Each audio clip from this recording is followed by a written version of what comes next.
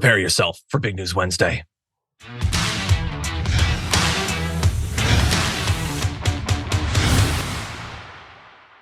Or perhaps it's Big Fran Wednesday because Francesca Fiorentini, host of the Situation Room, is here. Francesca, how's it going? Big Fran Wednesday. That just sounds like that doesn't sound great. Yeah, I don't know. That sounds like the lunch lady who's gonna serve you some. It's Big Fran Wednesday. We always say which slop she's got to give us. What's going on, people? She's gonna serve you some food and some wisdom. Hell she's yeah! Gonna serve you. Who's got Thanksgiving leftovers? Let's go. I still have a baked potato. I think that probably needs to be thrown away at this point. But anyway, very glad to have you here. Thank you. We're kind of thrown into chaos, but we've got you here. We've got a lot of fun. We've got an aftermath full of just stuff that is ripe for you to make fun of it, which I always want. So thank you for being here.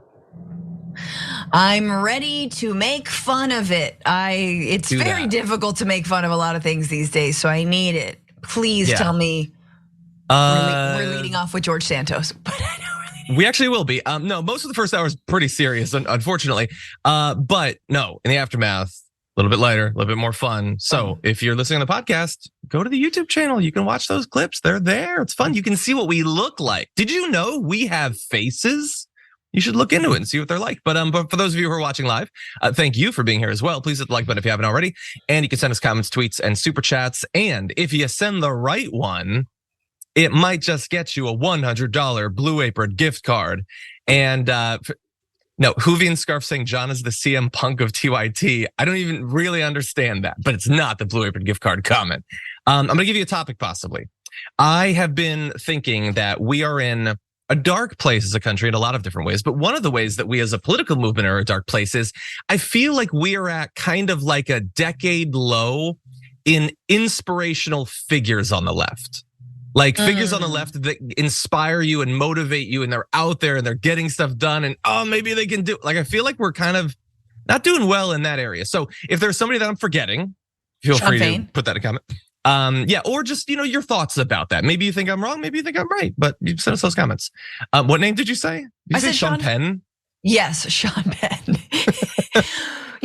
Ever since he sat down with El Chapo, Sean Penn has truly been sort of, the visionary for the left. No, Sean Fain. Don't forget Sean Fain. Don't forget 2028 general strike. Let's go, people. Okay. Although we need a lot more before then. Yeah. What are Sean's? Pick either one. They're equally inspirational. But anyway, we do have a lot to talk about. So let's go. We're just going to jump right into it. You all want a soundbite. This is the third time we're going through this. I don't care. Nobody cares. If this building, if this city put the effort to fixing our country the same way that they put on expelling me, we'd be in a better place. But this place is littered in political theater, and the American people are the ones paying the price. Honestly, if there was someone who could speak with authority on political theater, I think it would have to be George Santos at this point. Come on, buddy. You just want to do the serious policy work, and everyone's distracting you with nonsense after years of making up every single part of your background while committing a bunch of crimes and enriching yourself in a number of different ways. Like seriously, I talked about this the last time we talked about George Santos on the show. It is so easy, and I understand why people get caught up in the lies. But remember, fundamentally, the issue with George Santos is not just lies.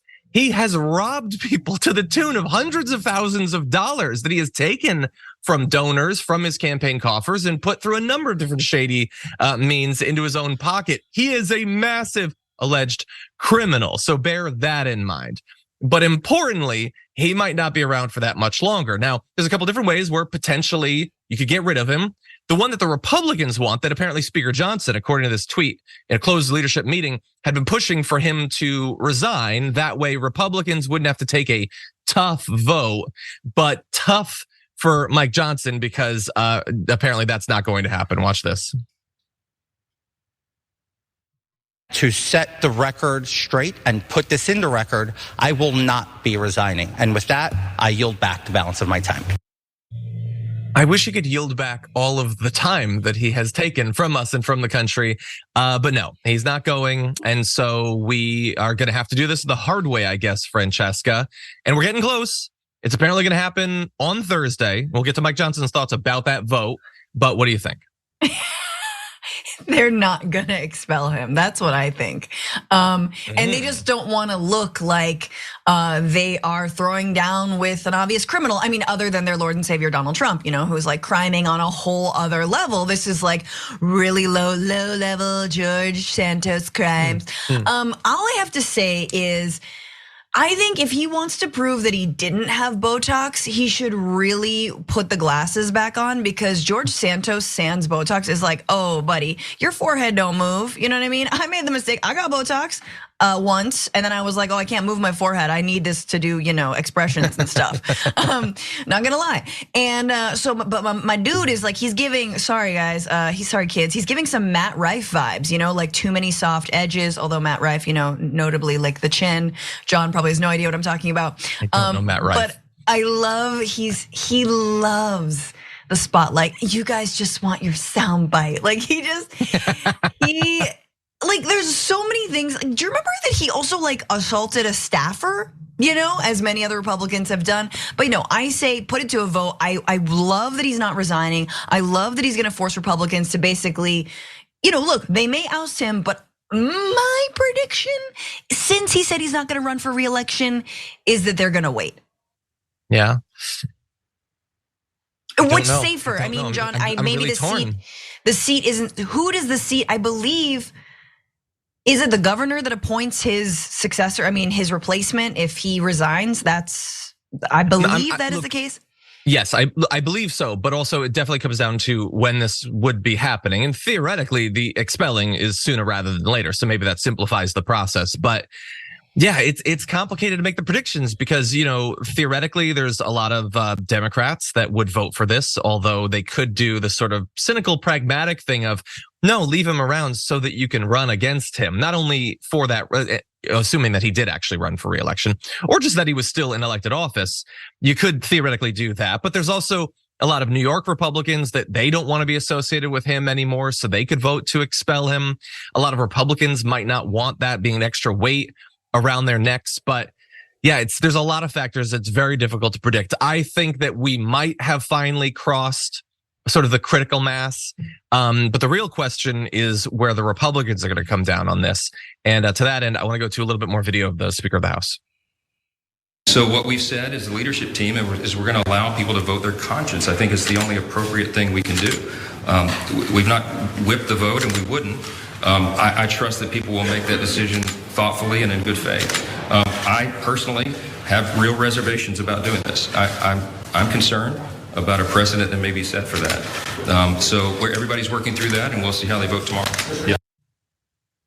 Yeah, look, no, I mean, I'm super serious, and if you are being critical of Republicans, then I'm going to say whatever jibber jabber you need to think that we take law and order seriously. But I'm also not going to call for them to actually oust him because of like precedent or whatever. And yeah, it's mealy mouthed and do whatever you want. I'm sure he would prefer that he just like. In the closed door setting, session, he said that he wants him to step down. I'm sure that he would love him to be gone. It doesn't look good for the party to expel him, but it also doesn't look good for the party to still have him around. So Mike Johnson is in a difficult position there. Bear that in mind. And additional factors that you should consider. The last time that they had one of these votes, because this will be tomorrow, the third vote to expel him, even many Democrats did not vote for it, including Jamie Raskin, saying that, this is prior to the ethics report coming out. Like, we don't know for sure exactly what he has done. And so it would set a dangerous precedent to, kick someone out for lying a bunch. I mean, glass houses on the lying in Congress. But Jamie Raskin says that now he wants him to resign, but he will vote for his expulsion if he doesn't. And so maybe there are a lot of Republicans that are following the Jamie Raskin way of thinking about this. And also I looked up the timetable because you had asked, how would he be replaced? Well, the governor would have to announce a special election within just 10 days. And in less than 3 months after that, you would have the special election. So that would be coming quicker than I actually expected that it would. So bear that in mind. But what are your thoughts? I mean, also he loves drama. Again, he's a little Trumpette. So he wants this to continue. He's not going to resign in shame. But it's true. I thought it was cool, not cool. I thought it was good that Jamie Raskin and other Democratic representatives were like, look, we need to wait and see, what these charges are specifically, whether he's going to be found guilty of them. And then I think the amount of charges and the fact that this is only going to be a massive distraction and very drawn out. It's like, yeah, you should resign in shame. But again, this is the Republican Party in the year 2023. How many rape allegations and or actual proven sexual, what was it? What was the one that Trump was actually accused of? Assault or basically rape of E. Jean Carroll. Carroll, This dude's not resigning. He's still running for president. This is, so it's like, yeah, why not Santos? Keep going, dude, I stand. Yeah, you're 100% right. I mean, it's this weird intersection of what's the thing that they claimed to do, combined with how much power do they have, combined with how much does the base and Fox News like them right now? And so you can get away with way more than what George Santos has done. I mean, look, the lies, obviously Trump has lied more than George Santos could ever hope to, including George Santosian type lies, like making up stuff about his life. But also, if the crimes are assault, because as you pointed out, there's those allegations against Santos too. Well, Trump has done way more of that than George Santos ever could. And if the other crimes are stealing from your base and from your supporters, well, Trump has done way more of that than George Santos ever could. He steals millions upon millions of dollars from these people, thinking they're suckers the whole time. Yeah. But Trump has more power and he could be president again, and the base really likes him, so he gets away with it. Whereas George Santos could perhaps be expelled. It's a sick system.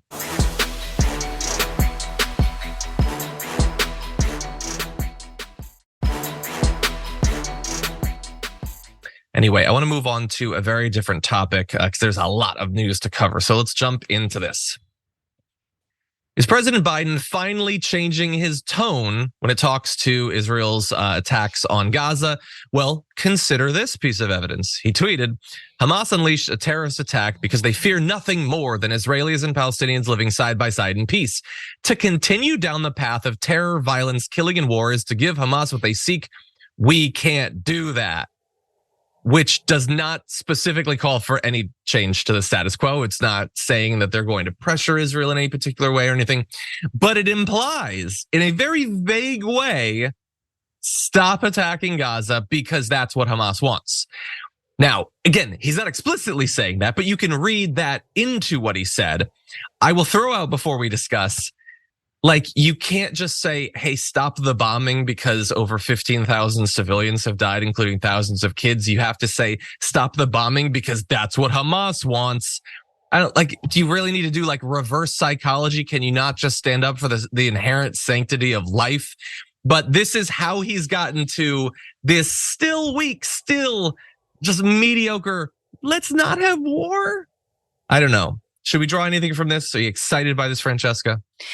I think it was a very interesting tweet, and I was trying to read into it as well.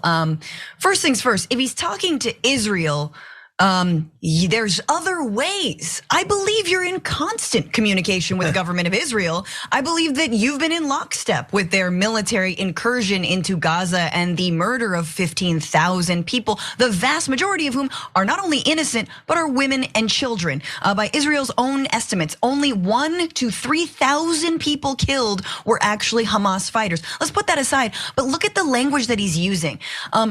Terror, violence, killing, to continue that down that path. Do we think that this president is actually referring to Israel's actions, which he has justified as moral and right and what's necessary and in order to eliminate Hamas and justified?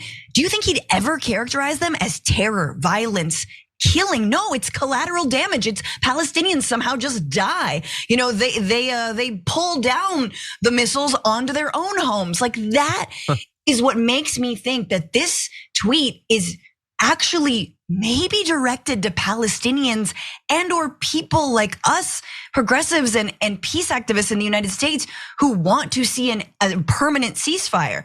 So I don't know who this is for, John. I am just like, it projects weakness no matter how you cut it. Yeah, look, I think that is a perfectly appropriate speculative read on who it's targeted for. I mean, the major issue here is that it is not clear. And so everyone's going to read into it slightly differently. One way, maybe if I'm trying super hard to be like devil's advocate or whatever, is it's intended to be read by everyone. So part of some of the words are for one side, some are for the other. So he's definitely saying, so if we've got terror, if we could bring it up, terror, violence, killing, war, okay? So the war, that's Israel. Israel is engaging in war because by definition, from their point of view, Gaza or the Palestinians can't because they don't have an actual military. The killing, maybe he'd apply to Israel. And that again might be too clear a condemnation. But then you get towards like violence, terror. He almost certainly, yes, is not using those terms for Israel. So maybe it's intended to run the gamut from Hamas all the way to Israel. I don't know. But either way, even like regardless of which of these interpretations is true, geez, you can't do more. I mean, you can't like a tweet when you are in direct communication and when you can use actual,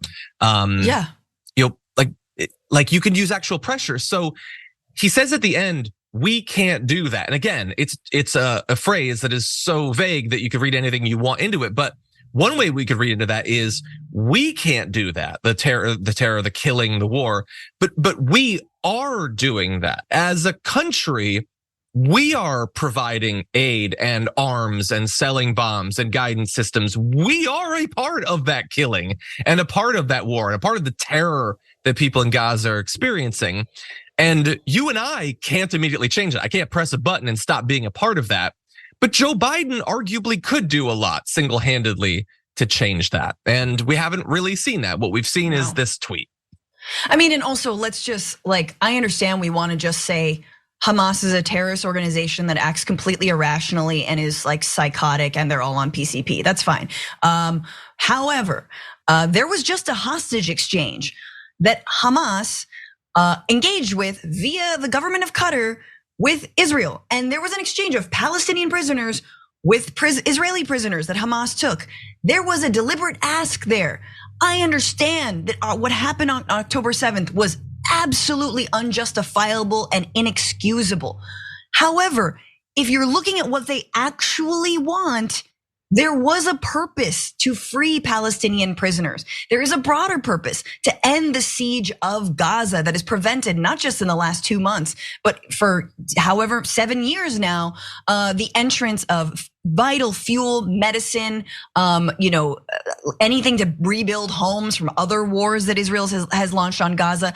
Like, whether you like it or not, there are demands, and those have a lot to do with Israel's treatment towards Palestinians writ large, whether in Gaza or in the West Bank. But if you treat, so-called terrorists as nothing but irrational actors, well then you have no choice but to continue murdering as many civilians in the hopes that your odds are gonna be better than what they've been, which is about 10% of everyone killed has been a militant. So we shall see, John. I mean, this is it's so sad and it's so painful. However, what gives me hope is that the pressure is working. Calls to Congress are working. It's how we got that, the pause, I guess. But again, maybe that's just the government of Qatar who was doing that. But to encourage everyone to not lose faith in this.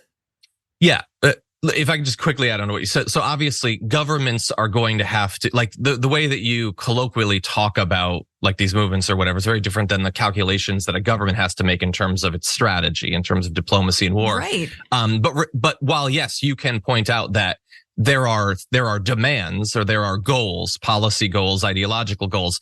I think it's very clear that nothing like October 7th is acceptable in pursuit of literally any goals. Political, military, you can identify that there is a goal to it, but morally completely unacceptable. But to say that terror and violence is all that Hamas wants is actually just not true. Do you know what I mean? No, I understand that's just that. Yes. Not. So it's like we can either say it's true or it's not true. No one said. I literally said in what I just said that what happened was unjustifiable. Yes. So period. But well, like super clear. But like if they want more terror, no, they don't want more terror.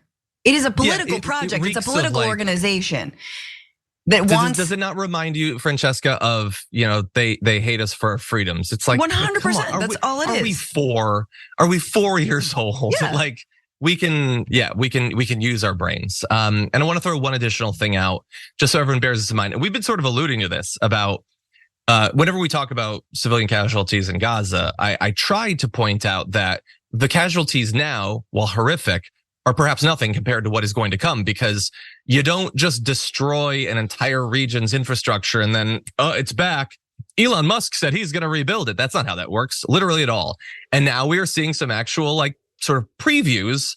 The UN says deaths from disease in Gaza could outstrip the deaths from war. So long term, you could have more people dying from the obvious consequences of destroying a region's ability to provide clean water, electricity, any sort of aid whatsoever. It could end up killing more people. Bear in mind, 4 out of 5 residents in Gaza have fled their homes, according to the UN. 1.8 million people, and we already see the effects of it. Diarrhea rates increased by 45 times compared with the same period last year, as well as respiratory infections, hygiene such as lice as well, and the ability to deal with these things, which for children can be deadly, very limited, because almost 3/4 of hospitals in Gaza and 2/3 of primary healthcare clinics have shut down because of damage from hostilities or lack of fuel. And even if they could run, obviously there's a lack of so many of the other supplies that you need to run these sorts of things. So yeah, absolutely horrific, those who've already died, but we have now locked in thousands more deaths that will happen no matter what. But at least if there is aid, maybe that number can be limited at least a little bit. Yeah, the WHO says, the WHO says that it could be as bad, if not worse, than Israeli strikes. The lack of water, clean, potable water, and the lack of food. There will be famine, there will be disease. And somehow we've all conditioned ourselves to say that Palestinians deserve it because they're animals and Hamas is a terrorist organization. Mm-hmm. Ergo, 30,000 to 50,000 people will have to die or more. And I think everyone needs to morally reckon with what we're actually saying and understand how many children and families are dying because of this. This is unconscionable and it needs to stop. Yeah. It reminds me, I don't know if it reminds me of Yemen, basically. Like it feels very similar to that in terms like protracted bombing that destroys the infrastructure. You necessarily end up with famine and outbreaks of disease and the inability to deal with it. And at least in this case, there's a little bit more international focus on it. For some reason, Yemen, nobody wanted to talk about that except for a couple Rokana and a couple of people. And the dystopian nature of it is that it's happening literally right next door to one of the biggest economies and militaries in the Middle East and in the world, like Israel, right next door to people in swimming pools and apartments and just like chilling, living their lives and making fun of Palestinians on TikTok. And it is wild. And this is that dissonance that is occupation and ethnic cleansing. Yeah. Yeah, and I'm glad that you pointed out, like the horror of how many have died, particularly the children. Like we obviously really care. And I assume that the vast majority of those in the audience really care. But even we run up against the sort of built-in psychological limitations of human brains in that however horrified you might be by hearing a story of like one child dying in the news, you do not have the cognitive capability to scale that up to 4,000 kids.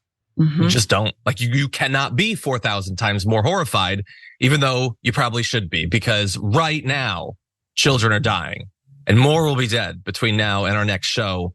And we're horrified, but horrified enough? I don't think so. Not based on what I'm seeing. And I'm not talking about us or you guys. I'm saying from people who have actual power to change the situation. Anyway, with that said, I think necessarily need to take a break. When we come back, we're going to be lightening things up. So don't go anywhere. We'll be back in a few.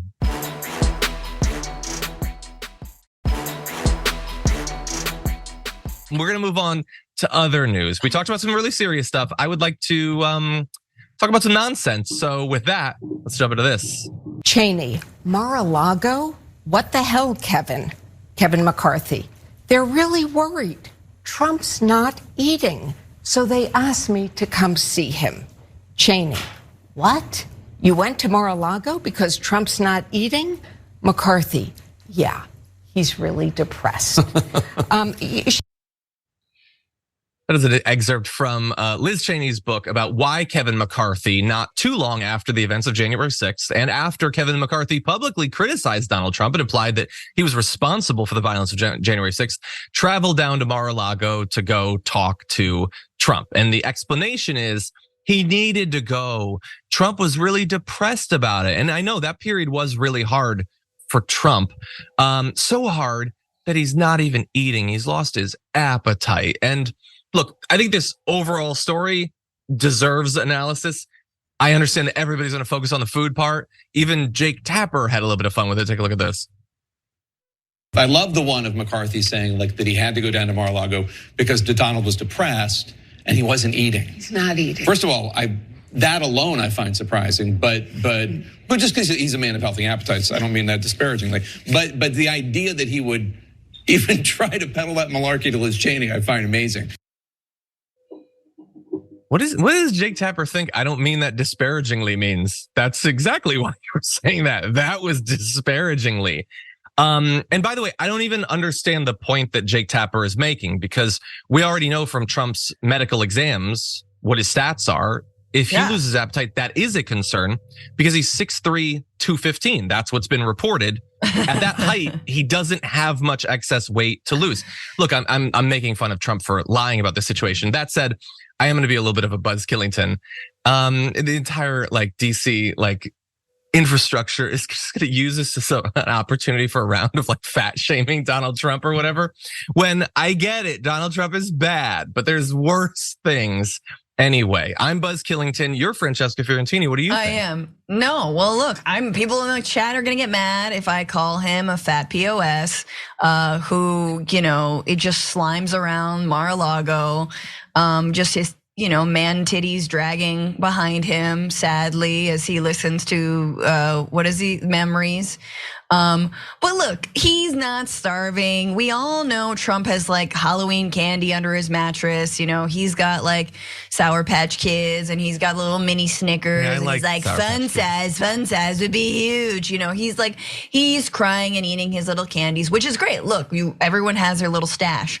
But it is, here's what I will say about this story. I don't care about whether he's eating or not eating. It makes me happy that Trump is sad. So any story that's Trump was depressed, I immediately feel good in my heart. Does that make me a bad person? I don't think so. I mean, a case could be made. No. Yes, look, am I a perfect person? No. Do I draw some pleasure from the worst person in the world, perhaps being depressed? Kind of, yes, I do actually draw a little bit. He knows he lost. Yes, and look, he didn't get to be president anymore. He still did a whole bunch of damage, and he might well do more damage. But for a period, he didn't get what he wanted. It was one of the first times in his life he didn't get what he wanted, and that's good because what he wants is terrible, and he's terrible, and everything is terrible. More importantly, though, I don't Liz Cheney's reporting it in the book as if it's maybe she buys it. I don't know. I don't know that I accept that that's why Kevin McCarthy went. Was Trump a little bit depressed? Sure. But this was Kevin McCarthy going to kiss the ring. That's what he was doing.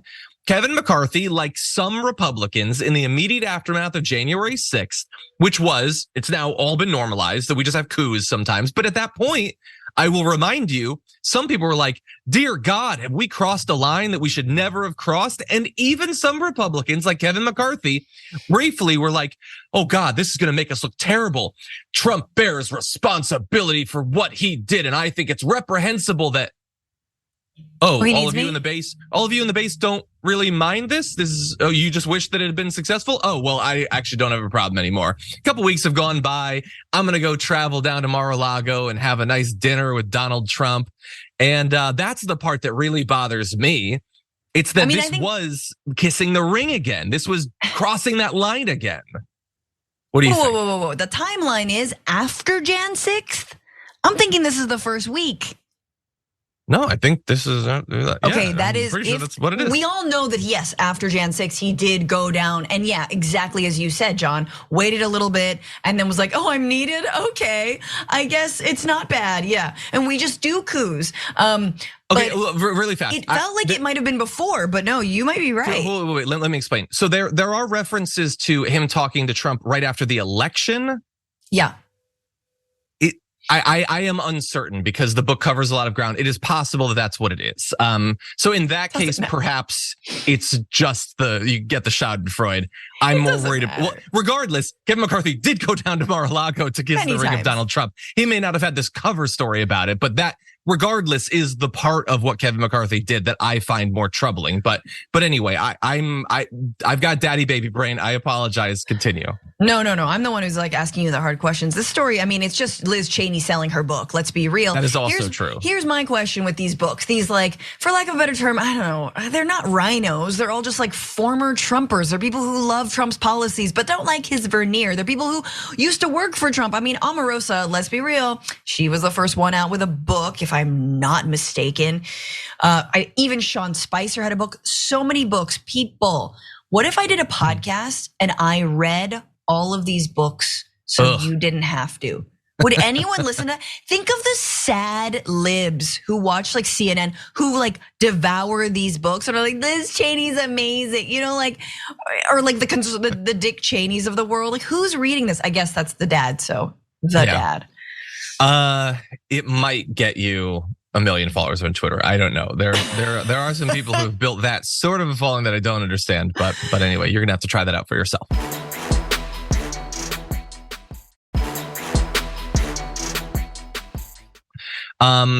But that said, I think we do have to move on to other news. I would love to talk more about Kevin McCarthy and what he ended up doing, but really fast, Apollo Racer says, starting to wonder how long daddy baby brain can be used as an excuse.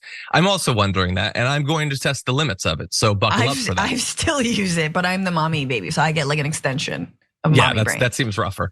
But anyway, we have other news, so why don't we jump into that? The co-founder of a popular and influential student, like young Republican pro-Trump group, this is Students for Trump, was arrested and charged with assault last week. Here is a picture of Ryan Fournier, 27-year-old who helped launch Students for Trump, accused of grabbing a woman's arm and striking her in the forehead with a firearm, which is just such a horrific phrase to have to read.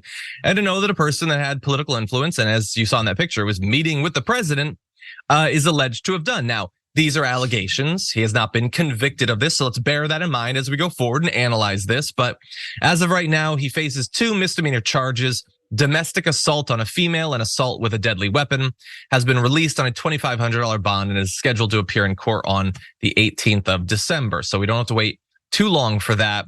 As I said, he did help launch Students for Trump with another guy who also was found guilty of impersonating a lawyer. So a little bit of a suits tie in there.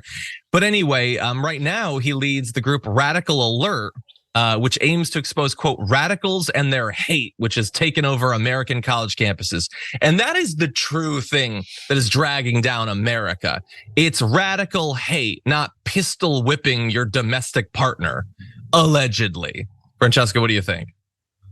Yeah, radical hate. I'm sure they're going after the racist who shot 3 Palestinian American boys in Vermont over Thanksgiving weekend, who called himself a radical, right? Radical, I forgot, patriot? Radical patriot, is that the kind of, oh no, but he's got patriot in there. Okay, it's for your team. Oh, okay, shooting Arabs is fine. I mean, it's just, yeah, this is par for the course. This is what it is. And again, if there are Republican women listening, this is your party. And honestly, I don't believe that, like, I don't want to like Nancy Pelosi whisper to the good Republicans, but I do think that like women who are conservative should really attempt to understand what Christian nationalism means for them. It means total control over their own bodies in terms of reproductive rights, but it also means being secondary to your partner, to your spouse, being struck with a gun, being threatened, being brutalized. It means being Steven Crowder's wife, right? I mean, thank God she got out of that. It means being berated when you're however 8 months pregnant with twins. I mean, this is that sort of Western male chauvinism that within it not only has a lot of anti-Semitism, a lot of Islamophobia and racism, a lot of xenophobia against immigrants, and most fundamentally misogyny and sexism. And this is part of MAGA ideology. So are we okay with that? Because I'm not. Yeah, I'm so glad that you pointed that out, because look, again, allegations, bear that in mind for everything that we say, but we know what the right is and we know what they think about women. We do. You can't deny it. I know that there are some women, as you point out, there are female conservatives, there are female Republicans or whatever, there are female influencers who preach like willful voluntary female subjugation. And they're making bank off of telling women that they should date guys like this and get pistol whipped in the forehead, allegedly. Yes. And the men present it like they draw other men in by presenting this as like strength. This is the weakest, most pathetic, whiny. I saw that Crowder thing. Like this is supposed to be alpha. This is supposed to be strength. This is so utter. This is worms crawling in the dirt who are so weak that they have to control through force of law everyone else, so they have some chance of appearing authoritative and strong.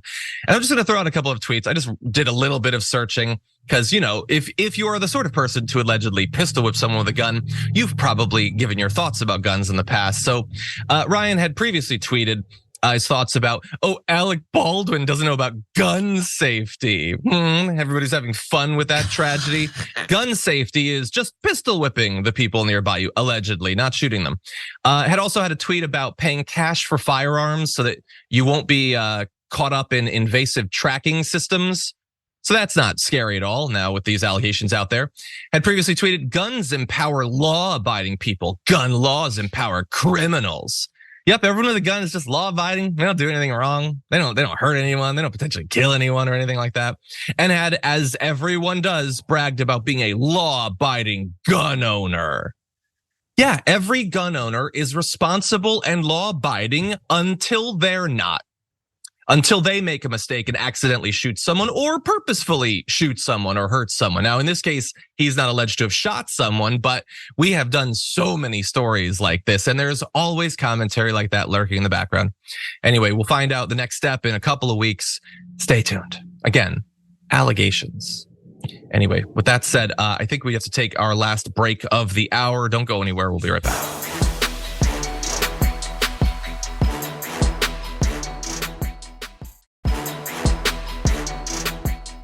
During the social breaks, everyone, if you're listening to the podcast, we sometimes give away Blooper gift cards for great comments. And apparently, May Money to Building has not received one previously. So let's rectify that. May Money to Building just needs to send an email to rewards@tyt.com with their handle, and the comment will be logged and you'll get it. So bada bing, bada boom.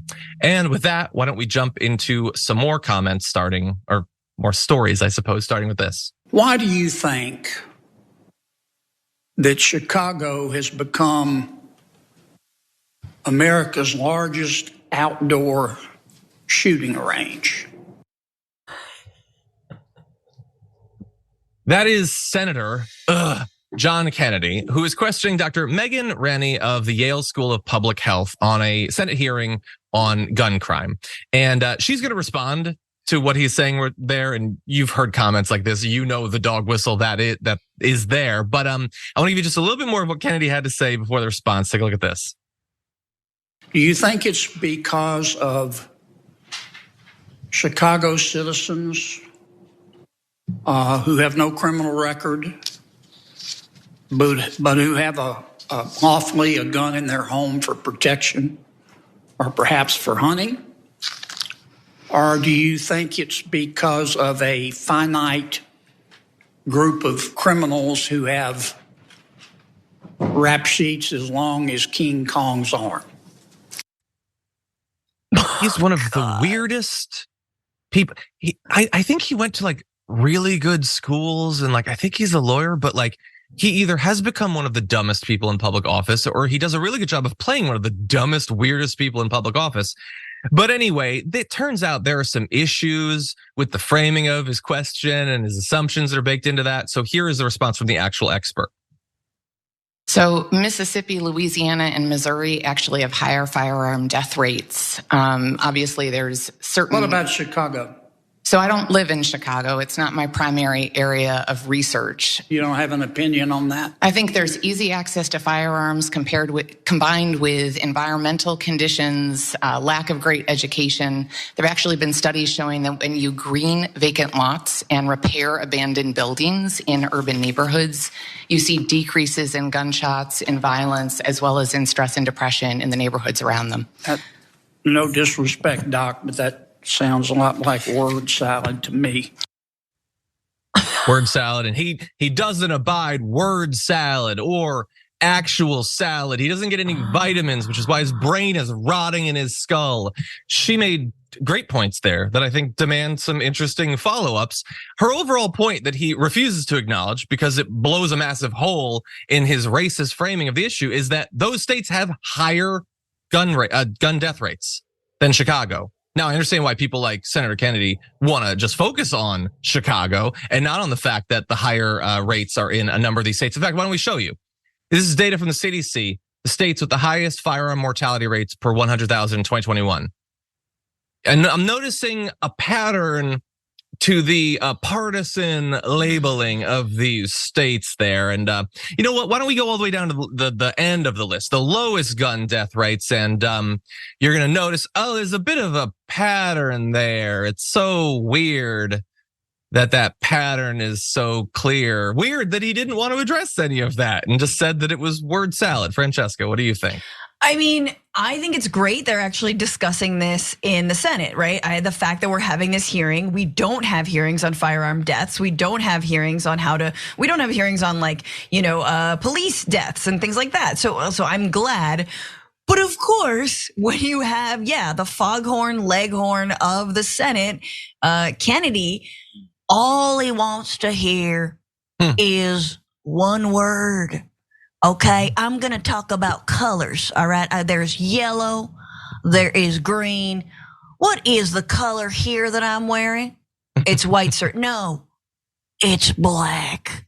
Let's talk, come on. He just wants to talk about race. He's so racist. He's trying anything. And unless you're attributing this to Black Americans and some extra bone in their body that gives them the crime, but right, I know what I'm saying sounds insane, but that's literally what he wants her to say. That is where he wants this hearing to go. And it's just wild that we're like, why can't we have nice things in this country? Why can't we have gun buyback programs? Why can't we have green spaces in urban areas? Why can't we stop gun violence? And it's because white supremacists and racists like John Kennedy, what's his name? John Kennedy? John Kennedy, yeah. I don't know, foghorn leghorn. They want to just blame this on people's race. 100%. By the way, I looked it up. He went to Vanderbilt, the University of Virginia School of Law, and then Oxford University. That's a resume as long as King Kong's dong. Okay. Okay, Foghorn. You said by the dong. Way, I know. I think we're allowed to say that, right? Am I gonna get in trouble? Anyway, I didn't go to Oxford. I'm a dumb donkey. So, by the way, we showed you the list of the states that had the highest mortality rate from firearms, and that's the ones that had the lowest. But I don't think that actually gets across how big the gap is. Massachusetts, which has the lowest firearm mortality rate, has a rate of 3.4 per 100,000 people. 3.4. The highest, which is Mississippi, is 33.9. That's 10 times higher. So many of these states have 8, 9, 10 times higher than the ones on the lower end of the spectrum. He's from Louisiana. Yeah, and Louisiana is at 29.1. Now, I understand that you can't just say it's a Democratic city or it's a group of Black people or whatever, but maybe you should look at that, because this seems like clear evidence that laws can have an actual impact. Maybe not everywhere we'd like to, maybe not instantly, maybe firearm deaths don't totally go away, but it seems like it can have an impact. By the way, everyone, you don't need to fact check me about gorilla anatomy. I understand that they're not necessarily impressive in that respect. But anyway, that said, oh my God, we're gonna roast the gorillas right now. People. Okay, with that said, we need to jump to another story, arguably even more ridiculous. Fresh off of spending a couple of weeks boosting anti-Semitic conspiracy theories, Elon Musk has decided to play the hit, so to speak. For the last 2 weeks, he has boosted the Pizzagate conspiracy theory on 5 separate occasions on the social media site that he owns. And I want to show you sort of a quick evolution of how that worked. So initially, he had been criticized for Media Matters for the things that he said. And rather than thinking about why he said those things, he decided to attack Media Matters and said that Media Matters, the journalistic enterprise, is evil. And eventually some rando responds, "Did you know that David Brock was the boyfriend of James Alefantis, the owner of Comet Ping Pong Pizza? Yes, the Pizzagate restaurant. Alefantis, a pizza shop owner at the time, was on GQ's 50 most powerful people in DC list. And the richest man in the world who owns the site just said, weird. That is weird for that rando's rant. It's super weird that you replied to it at all, but you just accept the Pizzagate thing.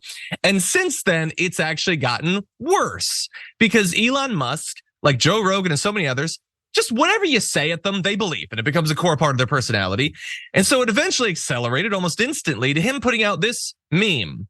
Pizzagate is real. No, it isn't. We have experts. They traffic children, but we have experts. Your expert just went to jail for child porn. Oh my God. That means Pizzagate was real. Did you know that? If you just accept a whole bunch of things that aren't true, it means that it's real. And here's what he's talking about. So people were trying to say that this award-winning BBC journalist who debunked Pizzagate is now in jail for child porn, ergo Pizzagate real. Except that that's not true at all. The journalist who is going to jail for the child pornography was not remotely involved in fact-checking Pizzagate for ABC at all. And even if that was the case, and it's not, that doesn't mean that there's a basement at Comet Pizza, which doesn't have a basement, where children were being sold to the Clintons.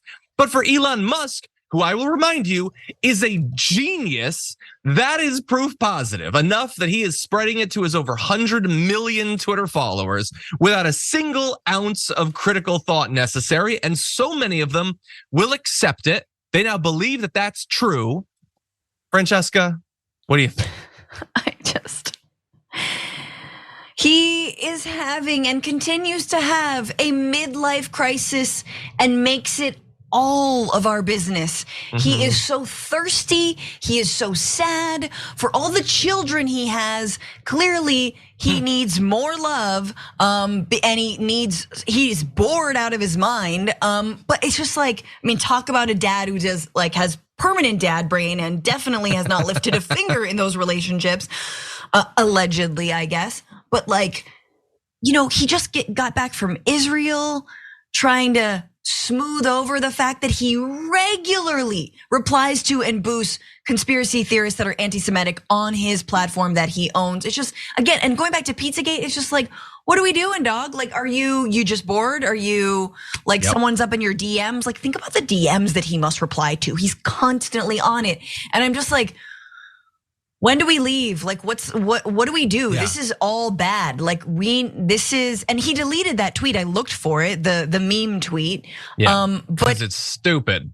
Right, but he also knows, John, I think that if he wants to eventually, which he does, run for president, which honestly I think may be worse than Tucker Carlson running for president, that he's got to tap the conspiracy theory, tree and see what comes out, shake the tree and see what comes down. Yeah. I think pineapples came down and hit him in the head. Yes. I think that's what it is. God, he is so simple-minded. How do people still think that he's, I'm not going to say genius. How do they think he's moderately smart at this point? Right. I don't understand it. Right. But by the way, while he doesn't deserve any of the credit that people get, I do want to give credit to one person who is actually quite intelligent. That is Ken Klippenstein, who all the way back in 2018 tweeted, "How funny would it be if Elon Musk becomes a Pizzagate guy?" Took a few years, but once again, Ken Klippenstein got him. So anyway, that's the richest man in the world, constantly checking his phone to signal boost the dumbest conspiracy theorist in the country. Right now, he's refreshing his replies. Did you know that? It's sad. Anyway, that is unfortunately all the time we have for the first hour of the show. Thank you everyone for joining us. We got much more to come in the aftermath though. We're gonna lighten things up, talk a little bit about the holidays. And so don't go anywhere. We'll be right back.